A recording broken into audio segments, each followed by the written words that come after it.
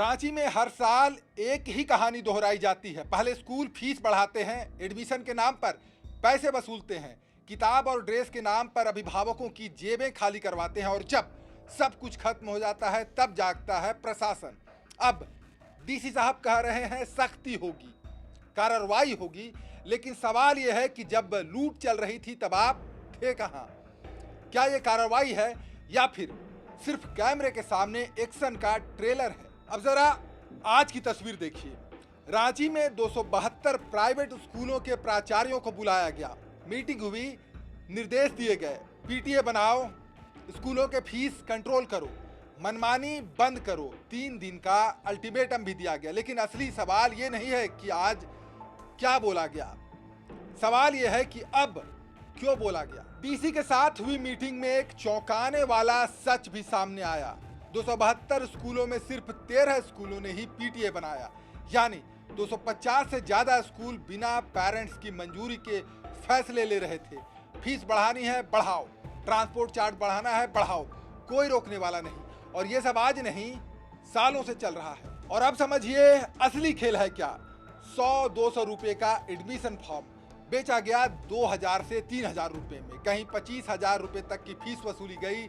री एडमिशन के नाम पर पैसे वसूले गए, यूनिफॉर्म के नाम पर हजारों रुपए वसूले गए, किताबों के नाम पर पैसा वसूली हुई। और सबसे बड़ा खेल, एनसीईआरटी छोड़ो, प्राइवेट और महंगी किताबें खरीदो। अभिभावकों को मजबूर किया गया एक ही दुकान से किताबें यूनिफॉर्म खरीदने के लिए, यानी पढ़ाई कम और कमाई ज्यादा। और अब डीसी साहब कह रहे हैं कि अगले 3 दिनों में पीटीए की जानकारी दो, 20 अप्रैल तक फीस डेटा जमा करो, नियम तोड़े तो कार्रवाई होगी। व्हाट्सएप हेल्पलाइन भी जारी कर दी गई है। लेकिन सवाल फिर वही है, जब एडमिशन हो रहा था, जब फीस वसूली जा रही थी, तब ये सख्ती कहाँ थी? ये पहली बार नहीं है।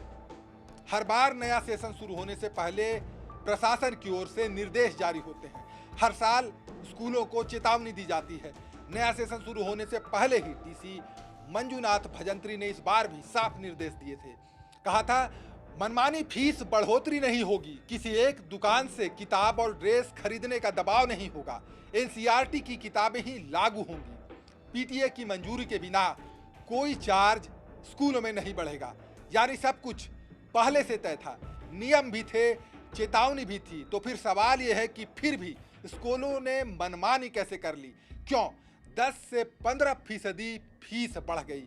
क्यों एडमिशन के नाम पर हजारों रुपए वसूले गए? क्यों अभिभावकों को मजबूर किया गया? क्या स्कूलों को डर नहीं था या फिर उन्हें पता था यह चेतावनी सिर्फ कागज तक ही सीमित रहेगी? और सबसे बड़ा सवाल यही है, जब नियम पहले से थे तो कार्रवाई पहले क्यों नहीं हुई? जब अभिभावक शिकायत कर रहे थे तब एक्शन क्यों नहीं हुआ? क्या प्रशासन इंतजार कर रहा था कि पहले स्कूल अपनी कमाई पूरी कर लें और फिर मीटिंग कर ली जाए? अगर सख्ती करनी थी तो एडमिशन के वक्त करते, आज क्यों किया? जब अभिभावकों की जेबें ढीली हो गई तो अब मीटिंग हो रही है, कमेटी बन रही है, नंबर जारी हो रहे हैं। लेकिन असली सवाल वही खड़ा है, क्या ये एक्शन टाइम पर है या फिर जब खेल खत्म हो गया तब नियम याद आए? रांची में हर साल यही होता है, पहले वसूली फिर कार्रवाई की बात और बीच में पिसता है सिर्फ और सिर्फ अभिभावक। रांची में हर साल स्कूल फीस बढ़ाते हैं, अभिभावक चुप रह जाते हैं और सिस्टम देर से जागता है। यही रांची का एजुकेशन मॉडल बन गया है।